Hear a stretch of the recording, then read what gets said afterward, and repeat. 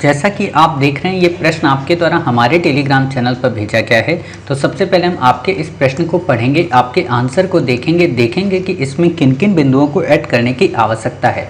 Already हमारा 747 part है, already हमारे 746 पार्ट आ चुके हैं। उम्मीद है कि आपने उन पार्ट्स को देखा होगा।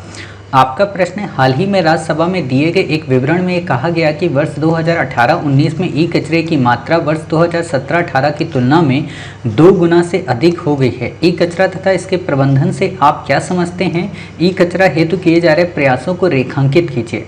आपने लिखा है, जब किसी इलेक्ट्रॉनिक उत्पाद जैसे कंप्यूटर, टीवी, फैक्स मशीन आदि को उनके उपयोग के पश्चात बिना पुनर्नवीनीकरण के लिए फेंक दिया जाता है तो वह ई कचरा कहलाता है। इसके प्रबंधन है तो औपचारिक क्षेत्रों पर निर्भर रहना पड़ता है, जो कि उनका इच्छा शक्ति पर निर्भर करता है, जो कि उनकी इच्छा शक्ति पर निर्भर करता है। ठीक है, उनका नहीं, उनका वर्ड की जगह उनकी। पर्यावरण मंत्रालय ने बढ़ते ई अपशिष्ट पर, ठीक है, चिंता जाहिर की है, अतः सरकार ने इसके प्रबंधन हेतु कुछ कदम भी उठाए हैं जो कि निम्नवत हैं। ठीक, फिर आप बताएंगे यहाँ पे प्रावधान। आपने बताया ई कचरा प्रबंधन नियम 2016 को प्रभावी बनाया गया ताकि उत्पादक के साथ साथ सभी हितधारकों की जिम्मेदारी को तय किया जा सके। जिम्मेदारी, ठीक है, जिम्मेवारी, वारी भी लिखते हैं, दारी भी लिखते हैं, एक ही चीज़ है। ठीक है, अनौपचारिक क्षेत्र की धीमी कार्य क्षमता को देखते हुए इसे औपचारिक क्षेत्र में बदलने तथा श्रमिकों को प्रशिक्षण देने की बात की गई है।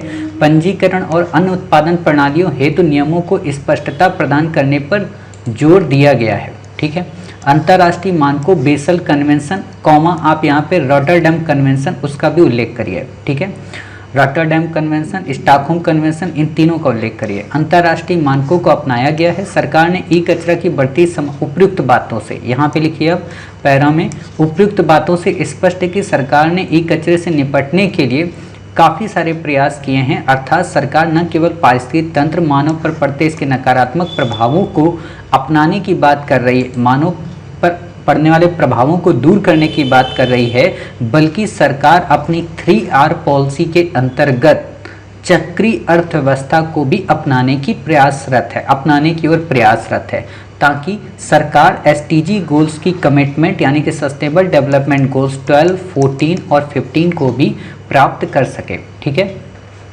ऐसे आप बताएंगे। और फिर आप चाहें तो इस लाइन को लिख सकते हैं कि हमें सरकारी प्रयासों के साथ साथ व्यक्तिगत स्तर और सामुदायिक स्तर पर भी जागरूकता फैलाने की आवश्यकता है ताकि ऐसे वेस्ट को खुले में न छोड़ा जाए। ठीक है, तो आप ऐसे बता देंगे तो आपका उत्तर काफ़ी बेहतरीन हो जाएगा।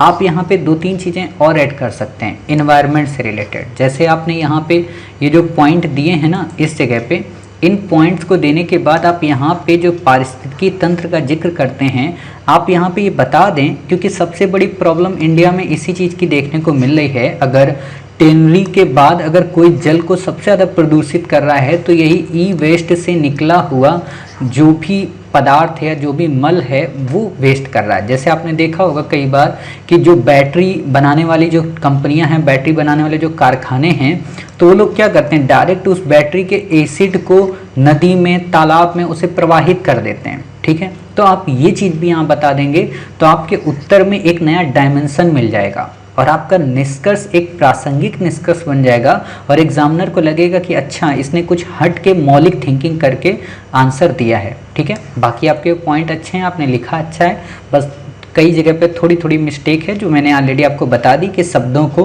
कहाँ पे आपको सुधारना है। ठीक है, उम्मीद है आप बातें समझ गए। मिलते हैं आप ही के द्वारा भेजे गए नेक्स्ट आंसर के साथ। अपना ख्याल रखिए, स्वस्थ रहिए, कोविड-19 के पैंडेमिक से अपना और अपनी फैमिली की केयर करिए।